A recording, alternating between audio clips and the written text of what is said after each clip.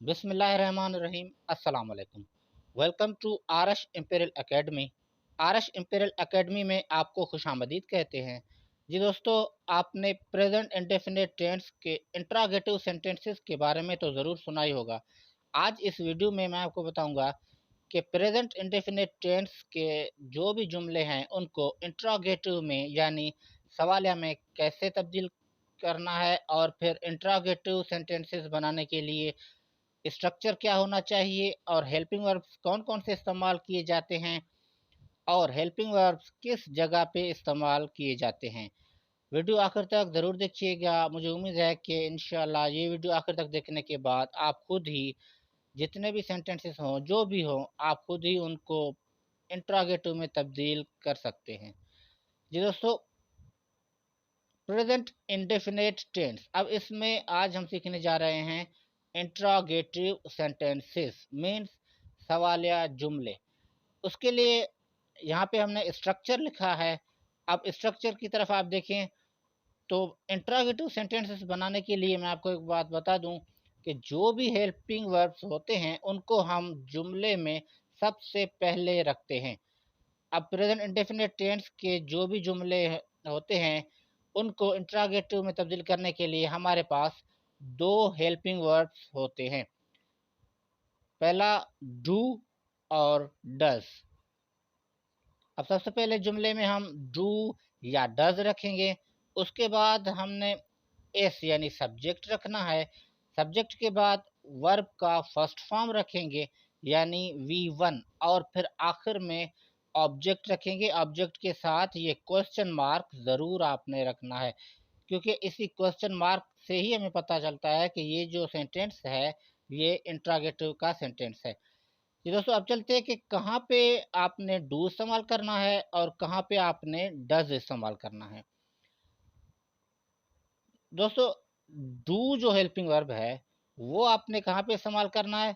आप देखें, अगर सब्जेक्ट के तौर पे आई, वी, यू, दे और प्लूरल नेम यानी इस्म जमा, अगर इनमें से कोई भी एक सब्जेक्ट के तौर पे इस्तेमाल किया गया हो तो फिर हम इनके साथ हमेशा हेल्पिंग वर्ब डू इस्तेमाल करते हैं। और इसके अलावा डज आपने कहाँ पे इस्तेमाल करना है, तो आप सब्जेक्ट की तरफ देखेंगे कि सब्जेक्ट में कौन सा सब्जेक्ट इस्तेमाल किया गया है। अगर सब्जेक्ट के तौर पे ही, शी, इट और सिंगुलर ने नाउन अगर इस्म वाहिद हो, मतलब इनमें से अगर सब्जेक्ट के तौर पे कोई भी एक सब्जेक्ट के तौर पे इस्तेमाल किया गया हो तो अब आपने हेल्पिंग वर्ब डज इस्तेमाल करना है। डू हमेशा इनके साथ इस्तेमाल किया जाता है और डज हमेशा इनके साथ इस्तेमाल किया जाता है। लेकिन अगर आप ही, शी, इट और सिंगुलर नाउन यानी इस्म वाहिद के साथ अगर आपने डू इस्तेमाल कर लिया, या फिर आई, वी, यू, दे और प्लूरल नाउन अगर इनके साथ आपने डज इस्तेमाल कर लिया, तो फिर आपका सेंटेंस गलत हो जाएगा। आपने डू हमेशा इनके साथ इस्तेमाल करना है और डज इनके साथ ही इस्तेमाल किया जाता है। जी दोस्तों, अब नीचे मैंने कुछ एग्जाम्पल लिखे हैं। अब यहाँ पे आप देखिए, सबसे पहले डू आया है यानी हेल्पिंग वर्ब आया है। अब यहाँ पे हमने डू इसलिए रखा है क्योंकि अब डू के बाद जो सब्जेक्ट के तौर पे इस्तेमाल किया गया है वो है आई। अब ऊपर आप देखें आई लिखा हुआ है। अब आई के साथ आपने कौन सा हेल्पिंग वर्ब इस्तेमाल करना है, डू इस्तेमाल करना है। इसलिए यहाँ पे हमने लिखा है डू आई रीड बुक्स। अब इसकी मीनिंग क्या है, इसकी मीनिंग है क्या मैं किताबें पढ़ता हूँ। अब यहाँ पे आप देखिए, यहाँ पे भी क्वेश्चन मार्क लगा हुआ है और इंग्लिश में यहाँ पे भी क्वेश्चन मार्क लगा हुआ है। अब ये क्वेश्चन मार्क से ही हमें पता चलता है कि ये जो सेंटेंसेस हैं ये इंट्रोगेटिव यानी सवालिया जुमले होते हैं। अब इसके अलावा नीचे एक और एग्जाम्पल मैंने लिखा है।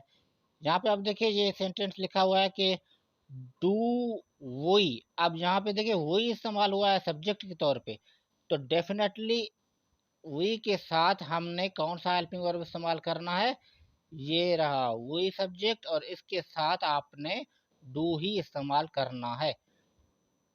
डू वी प्ले क्रिकेट, क्या हम क्रिकेट खेलते हैं। अब यहाँ पे आखिर में क्वेश्चन मार्क, इंग्लिश में भी यहाँ पे क्वेश्चन मार्क, तो क्वेश्चन मार्क जरूर लगाइएगा और फिर ये मीनिंग भी लिखी हुई है इस जुमले की।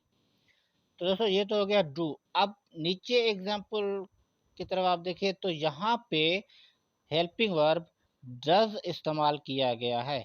अब यहाँ पे डज क्यों इस्तेमाल हुआ है, क्योंकि डज के बाद अब यहाँ पे जो सब्जेक्ट इस्तेमाल किया गया है, ये कौन सा सब्जेक्ट है, ये है ही। अब यहाँ पे देखिए ही, शी, इट और सिंगुलर नाउन, और इनके साथ हमेशा क्या लगता है, हमेशा डज ही लगता है। तो इसीलिए हमने यहाँ पे जुमले में पहले हमने डज इस्तेमाल किया है, उसके बाद हमने ही इस्तेमाल किया है। अब आगे हमने वर्ब का फर्स्ट फॉर्म ईट इस्तेमाल किया है और फिर ऑब्जेक्ट एप्पल्स हमने इस्तेमाल किया है। यानी does he eat apples, question mark, क्या वो सेब खाता है, और फिर यहाँ पे भी क्वेश्चन मार्क। उसके बाद नीचे एक और एग्जांपल है, does Ali go to school. अब यहाँ पे आप देखिए सब्जेक्ट के तौर पे क्या इस्तेमाल किया गया है, सब्जेक्ट के तौर पे सिंगुलर नाउन यानी इस्म वाहिद इस्तेमाल किया गया है, एक ही नाम इस्तेमाल किया गया है। तो एक नाम को हम सिंगुलर नाउन यानी इस्म वाहिद कहते हैं। अब जैसा कि यहाँ पे सिंगुलर नाउन इस्म वाहिद लगाया गया है, इसलिए हमने इस जुमले में हेल्पिंग वर्ब डज लगाया है।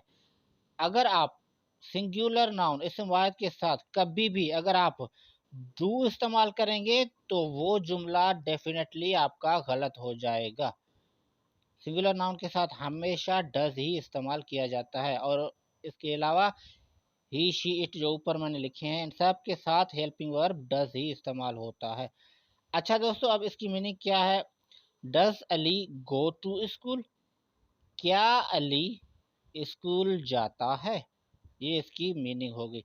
यहाँ पे दोस्तों एक और बात मैं आपको बता दूं, इंट्रोगेटिव सेंटेंसेस में जब भी जुमले से पहले डज इस्तेमाल किया गया हो तो उसके बाद आप वर्ब के साथ एस या ईएस का इजाफा बिल्कुल भी नहीं कर सकते। अगर किसी जुमले में आपने डज इस्तेमाल किया और फिर उसी जुमले में अगर आपने एस या ईएस का इजाफा वर्ब के साथ किया है तो वो जुमला डेफिनेटली गलत हो जाएगा। तो जब भी डज इस्तेमाल किया जाए तो फिर वर्ब के साथ एस या ईएस का इजाफा कभी भी नहीं होता। जी दोस्तों, मुझे उम्मीद है कि ये वीडियो आपको ज़रूर पसंद आई होगी और आपको ज़रूर समझ में आ गया होगा कि प्रेजेंट इंडेफिनिट टेंस के जो जुमले होते हैं उनको इंट्रोगेटिव में यानी सवालिया में कैसे तब्दील करना है। दोस्तों, अगर आपको ये वीडियो अच्छी लगी तो फिर लाइक और शेयर ज़रूर कीजिएगा और कमेंट्स में ज़रूर बता दीजिएगा कि ये वीडियो आपको कैसी लगी। अब तक के लिए इतना ही, अपना ख्याल रखिएगा। अल्लाह हाफ़िज़।